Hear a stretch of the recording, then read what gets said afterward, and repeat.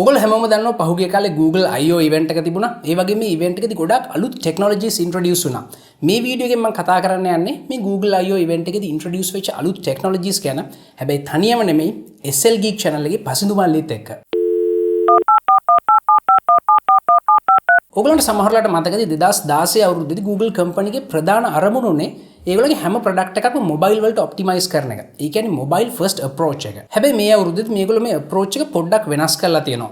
මේ mobile first වලින් එහාට ගිහිල්ලා ඒගොල්ලෝ AI ෆර්ස්ට්, ඒ කියන්නේ ආටිෆිෂල් ඉන්ටෙලිජන්ට් ෆර්ස්ට් අප්‍රෝච් එකට ගිහිල්ලා තියෙනවා. ඉතින් මේකේ තියෙන සමහර ෆීචර්ස් ඔයගලන්ට දැනටමත් එක්ස්පීරියන්ස් කරන්න පුළුවන්. ඔයගොල්ලෝ සමහරලාට දැකලා ඇති Gmail වල ඔයගලන්ට ඊමේල් එකක් ආවට පස්සේ ඒකේ පහලින් තියෙන රිප්ලයි ටික එයින් එකක් ක්ලික් කරලා ඔයාලා ටයිප් කරන්නෙත් නැතුව ඒකට රිප්ලයි කරන්න පුළුවන්. ඒ වගේම ආපහු රිප්ලයි එකක් ආවමත් ඒ විදිහටම ඒකට ගැළපෙන රිප්ලයිස් කීපයක් පල්ලෙහා තියෙනවා. ඉතින් මෙන්න මේ විදිහට ඔයා ටයිප් කරන්නේ නැතුව ඊමේල් කන්වර්සේෂන් එක දිගටම පවත්වාගෙන යන්න පුළුවන් වෙලා තියෙනවා. ඉතින් මේ හැම දෙයක් එක්කම Google Assistant වල තියෙන, ඒ වගේම Google Home වල තියෙන voice recognition එකත් සෑහෙන දියුණු වෙලා තියෙනවා. ශ්‍රී ලංකාවෙන් අපි ඉංග්‍රීසි උච්චාරණය කරන්නේ ටිකක් වෙනස් විදියකට. හැබැයි ඊට පස්සේ අපිටත් පුළුවන් වෙයි මේ Google Assistant එක, ඒ වගේම Google Home එක බොහොම පහසුවෙන් ගනුදෙනු කරන්න. ඒ වගේම මේ වෙනකොට artificial intelligence වල මොකක් හරි දෙයක් දිහා බලලා ඒකේ තියෙන දේවල් තේරුම් ගැනීමේ හැකියාව. ඒ කියන්නේ image recognition සෑහෙන දියුණු වෙලා තියෙනවා. මිනිස්සෙක් මොකක් හරි දෙයක් දිහා බලලා ඒකේ තියෙන දේවල් තේරුම් ගන්නකොට පොඩි වැරදි සිද්ධ වෙන්න පුළුවන්. ඉතින් මේ artificial intelligence වල මේ වැරදි සිද්ධ වෙන සුළු ස්වභාවය මිනිසුන්ටත් වඩා අඩු මට්ටමකට අරන් ඉන්න මේ වෙනකොට පුළුවන් වෙලා තියෙනවා. ඉතින් මේ image recognition පාවිච්චි කරලා අපිට ගොඩාක් interesting වැඩ කරන්න පුළුවන්. අපි Google I/O event එකේදී දැක්කා ටිකක් අඳුරු වෙලාවකදී අරන් තියෙන ගොඩාක් noisy photo එකක් මේ noise ඔක්කොම ඉබේම අයින් කරලා ඉතාමත් අලංකාර ඡායාරූපයක් බවට පත් කරනවා. ඒ වගේම ඔයාගත්තු ඡායාරූපයක මොකක් හරි බාධාකාරී දේවල් තියෙනවා නම් මේ artificial intelligence වල තියෙන image recognition වලට පුළුවන් ඒව අඳුරගෙන ඒව ස්වයංක්‍රීයව ඉවත් කරන්නත්. ඉතින් මේ technologies ඔක්කොම පාවිච්චි කරලා Google හදලා තියෙනවා Google Lens කියලා product එකක්. මේක පාවිච්චි කරලා ඔයාගේ කැමරාවෙන් පේන දේ ෆෝන් එකට තේරුම් ගන්න පුළුවන් වෙනවා. ඒ විදිහට තේරුම් අරගෙන ඒ දේවල් ගැන ගොඩාක් ප්‍රයෝජනවත් තොරතුරු ඔයාලට ලබා දෙන්නත් පුළුවන් වෙනවා. ඒ වගේම Google ලගේ තියෙන TensorFlow කියලා open source machine learning platform එකක්. ඕගොල්ලෝ හැමෝටමත් මේක try කරලා බලන්න පුළුවන්. ඒ වගේම මේක පාවිච්චි කරලා කෘත්‍රිම බුද්ධිය තියෙන software හදන්නත් ඕගලන්ට පුළුවන් වෙයි. ඉතින් මේ වගේ AI program හදනකොට අපිට මූණ පාන වෙන ලොකු ප්‍රශ්නයක් තමයි මේවට අවශ්‍ය වෙන processing power එක හොයාගන්න එක. ඒකට Google හදලා තියෙන Tensor Processing Unit. ඒ කියන්නේ TPUs කියලා જાතියක්. මේවා විශේෂයෙන්ම නිර්මාණය කරලා තියෙන data centers වලට. ඒ වගේම Google වලට පුළුවන් වෙලා තියෙනවා මේ TPUs එක උඩ එක තියලා. ඒ කියන්නේ stack කරලා ඉතාමත් විශාල processing power එකක් තියෙන ඉතාමත් විශාල data center එකක් හදන්න පුළුවන් ක්‍රමයකුත්.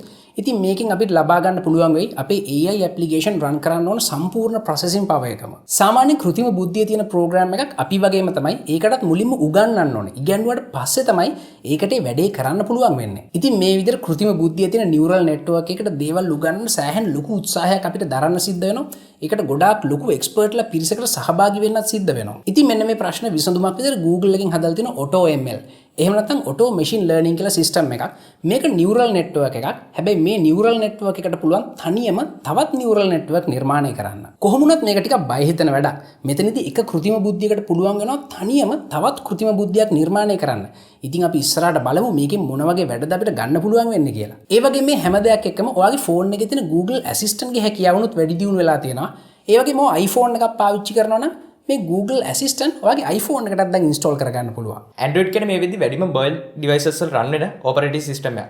ඉතින් මේ Android ඔ මේ වෙද්දි devices බිලියන 2ක විතර run වෙනවා. ඉතින් ඒ වගේම Android ඔ මේ වෙද්දි beta version එකක් release වෙලා තිනවා. ඕගොල්ලෝ ගාව Nexus, Pixel වගේ phones තියෙනවා. ඕගොල්ලෝ ලබා ගන්න පුළුවන්. ඉතින් මේකෙදි අපිට බලා ගන්න පුළුවන් notification dots. ඉතින් ඔයගොල්ලෝ iPhone එක පාවිච්චි කරනවා. ඔයගොල්ලෝ දැකලා ඇති iPhones වල notifications count එක පෙන්වනවා. ඒ වගේ මේක circle එකක් ඇතුලේ පෙන්වන්නේ. ඉතින් මේ විදිහටම Android වල notification dots හඳුන්වලා දීලා තියෙනවා. මේක මගේ ඔයගොල්ලන්ට විවිධ පාට වලින් notification dots බලා ගන්න පුළුවන්.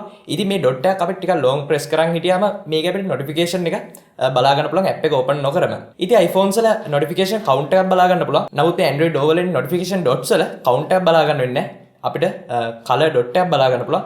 notification එකක් ඇවිල්ලා තිනවා සහ මේ notification එක මොකක් ගැනද කියලාත් අදහසක් ගන්න එමගින් පුළුවන් වෙනවා. ඉතින් Android system එකේ security එක සහ optimization සඳහා vitals හඳුන්වලා දීලා තිනවා. මේ මගින් ෆෝන් එකට පුළුවන් background process අඳුර ගන්න.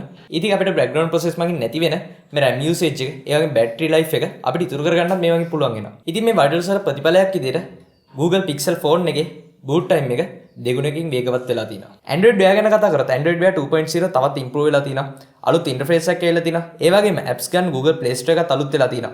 ඒ වගේම මේ apps වලටත් අලුත් interface එකක් දෙන්නත් පුළුවන් වෙලා තියෙනවා. ඒ වගේම Android wear වල අපිට dedicated keyboard එකක් බලා ගන්න පුළුවන් Google machine learning වලින් powered වෙන. multitasking තවදුරටත් improve වෙලා තියෙනවා. picture in picture multitasking එක හඳුන්වලා දීලා තියෙනවා. ඒක නිසා ඔයගොල්ලෝ නිකන් උදාහරණයකට ගමු මේ YouTube එකේ වීඩියෝ එකක් බලන ගමන් ඔයගොල්ලන්ට සාමාන්‍ය ෆෝන් එකේ කරන අනිත් වැඩත් කරන්න අවස්ථාව ලැබෙනවා. ඒ කියන්නේ අපිට පුළුවන් මේ වීඩියෝ එක වෙනම වින්ඩෝ එකකට වගේ අරගෙන අපිට අවශ්‍ය විදිහට මොකක් හරි දෙයක් ටයිප් කරන ගමන් උනත් මේ වීඩියෝ එක බලන ගමන්ම සිදු කරන්න හැකියාව තියෙනවා. මෙතෙක් කල අපිට පුළුවන් නේ YouTube app එකේ ඉඳිද්දි මේ වීඩියෝ එක බලන්න විතරයි. නමුත් අපිට හැකියාව ලැබෙනවා මේ multitasking හින්දා අපිට home screen එකේ ඉඳගෙන එහෙම නැත්නම් වෙනත් app එකක් එක්ක වැඩ කරන ගමන් උනත් මේ YouTube videos වගේ දේවල් උනත් බලන්න. ඉතින් මලින්දයි කියන්නේදී Google එකේ open source machine learning system එකක් වෙන TensorFlow ගැන. මෙන්න මේක Android සඳහාත් available වෙනවා. ඒ වගේම Chrome වැනි web browsers වල අපි දැකපු autofill පහසුකම අපිට apps වලටත් ලැබෙනවා. ඒක නිසා අපිට apps වල autofill පහසුකම ලබා ගන්න පුළුවන්. Android phone වල එක්තරා විදිහට කරදරකාරී දෙයක් තමයි මේ text එකක් select කරන එක. අපිට අවශ්‍ය විදිහට අවශ්‍ය දේවල් select කරන්න බැරි වෙනවා. නමුත් මේ ගැටලුවත් විසඳන්න පුළුවන් වෙලා තියෙනවා. ඉතින් address එකක් වගේ select කරොත් සම්පූර්ණ address එකම එකපාරට අපිට select කරගන්න හැකියාව තියෙනවා. අපි වෙන්දර කරේ වචනයක් උඩ ක්ලික් කරලා ඒ වචනේ එක්ක දෙපසට ඇදගෙන ගිහිල්ලා ඒ වගේ සිලෙක්ට් කරන එක දැන් එහෙම අවශ්‍ය වෙන්නේ නැහැ. සම්පූර්ණ ඇඩ්‍රස් එක පවා අපිට එකපාර සිලෙක්ට් කරගන්න පුළුවන්. ඒ වගේ ෆෝන් නම්බර් එකක්, ඊමේල් ඇඩ්‍රස් එකක් මේ වගේ දෙයක් වුණත් අපිට එකපාරෙන් සිලෙක්ට් කරගන්න හැකියාව තියෙනවා. ඒ වගේම Google Play Store එකේ තියෙන apps ගැනත් මේ Google හොයනවා. ඒ කියන්නේ මේ apps වල තියෙන security එක ගැන Google Play Protector මේ apps සියල්ලම ස්කෑන් කරනවා. මේ වගේ තියෙන errors, මේ වගේ තියෙන security ප්‍රශ්න එතකොට බලා ගන්න පුළුවන්. එතකොට තවදුරටත් අපිට ගොඩක් ආරක්ෂිතව ගොඩක් වේගෙන් කිසිම ගැටලුවක් නැතුව apps ඉස්සරහට පාවිච්චි කරන්න හැකියාව ලැබෙවි. ඔයගොල්ලෝ Project Tango ගැන අහලා ඇති.